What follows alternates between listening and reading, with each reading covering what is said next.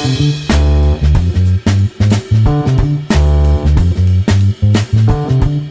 I'm going to introduce this little project. We're taking my mother's former dresser and nightstand, and we're cleaning it up and bringing them back to their former glory for Colleen to use in her new place because she's moving to Virginia. Woo! Woo! So we're taking the juvenile sort of flat white and we're going to go with something more elegante, black gloss, and we're going to put a silver lace stencil on the fronts at some point. We haven't found the stencil, but we're going to start with the black gloss paint. So Yes. So what are you doing now? so what am I doing? So we're cleaning it, took all the drawers off, took the hardware off. The hardware is this fabulous 1960s brushed nickel, mid-century mod hardware. It's really cool, so we're going to reuse it. So we took it all off, and now I'm going to sand a little bit because we've got some dings here. And I've got your basic 150 grit sandpaper and a manual sanding block. I don't have to get too aggressive. Mm-hmm. This is almost like primed now. And then we'll clean it again, and then we're just going to jump in and start painting. Yep. So this is an easy project because everything's kind of already primed with white flat. Finished all the prep, sanded, going wiped it all down, taped the feet, and now the moment of truth. Did they get it right at Home Depot? Ta-da! Oh, it looks blue. Yeah. So this is gloss. So I've never painted gloss before. Might be a holy fright, I don't know.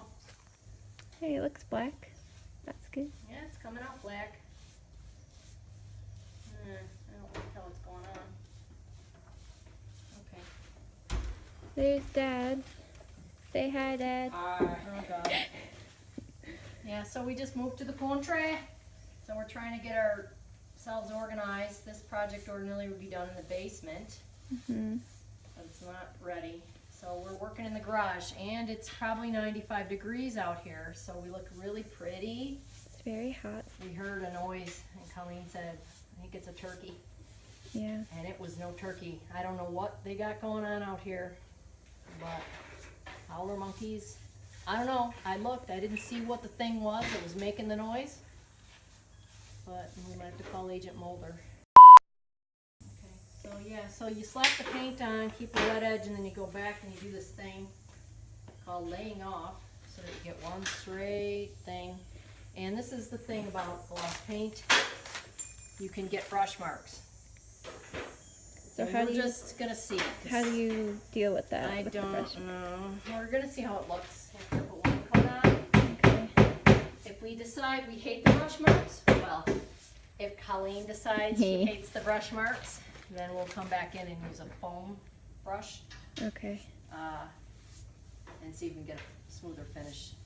Yeah. It just depends. How many coats do you anticipate, or is it too Well, soon to yeah, tell? At least two. Yeah. I'm thinking maybe 3. Yeah. This is also acrylic paint, water-based. If we wanted to do this quicker with better coverage, use oil-based. But oil-based paint is really stinky, and I don't use it unless I have to, unless I stain something. Yeah. I worry about box. Oh, see, there are people in the country. I do hear an Oh. airplane. So, what's the story with this dresser for our viewers? This was my grandma's, Yeah. and we inherited it about 8 years ago, Yeah. and then Mom quickly painted it white, and because at that time I was in middle school, Yeah. so Little girl wanted to. I wanted white furniture, and now It was black gloss it was black. Grandpa painted it black, and with then oil-based paint. with oil, yeah. And how hard was it covering that up with the white? It took probably 3 coats, 2 coats of paint Dang. and a coat of primer to cover it. Yeah. Yeah, so the story of this furniture, this was my parents' wedding set. So back in Wow. the day, in the 50s, they would get, matchy-matchy sets of furniture for the bedroom. This was pickled blonde. My mother told me. I don't know what that means. To me, that means some blonde was out at the bar and she had a few too many cocktails. That's what the finish was. When I first saw this dresser, when I was aware of it as a child, it was dark green. Wow. So my dad had already painted it dark green, like hunter green. So that was the first paint? Yeah. And then you Yeah. painted it black And gloss? then he went black. Okay. And yeah, black gloss. So there's this, and there's a mirror that comes up. Mm-hmm. And then there were 2 nightstands. We only got one. I don't know what happened to the other one. Yeah. And there's the man's dresser, my dad's dresser, which is still gloss black, and we're just gonna touch that up for Colleen. So I'm getting the man dresser and the woman dresser. Yep, you're getting the whole set. I'm getting the whole set. Enchilada. Oh yeah.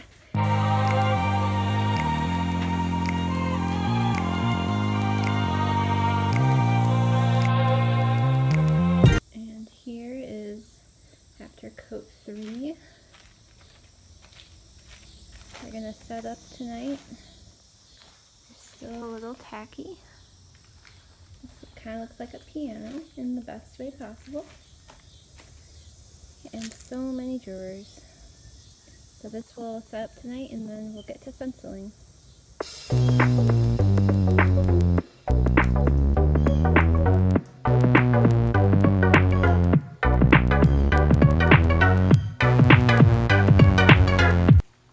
Okay, so I didn't end up filming the stenciling of the drawers. I couldn't hold the camera and paint at the same time, but I still wanted to show what materials we ended up using. So this is a stencil we used. I got it off of Amazon for pretty cheap. It's durable, flexible plastic, and I just like the pattern. And you can see here, I marked the center of the pattern with painter's tape and a Sharpie, and then I did the same thing on every drawer face. I measured it lengthwise, divided by 2, and then marked on that point. And then all I needed to do was line up this mark with the mark on every drawer, and the stencil would be perfectly placed on the center of the drawer. So that worked pretty well. This is the paint we used. So it's Americana Decor Metallics in silver. And I think we got Ace or Home Depot, and it was the only one they had. So that's why we got it. But it worked pretty well. Then these are the brushes we use, mostly this one. It's a stencil brush specifically for this downward motion. It kind of looks like a trailhead now, but it was a lot better, kind of smoother. But it's really helpful just to get a even coverage across the whole stencil. So recommend use of those. And then I just use this tapered brush to touch up the black gloss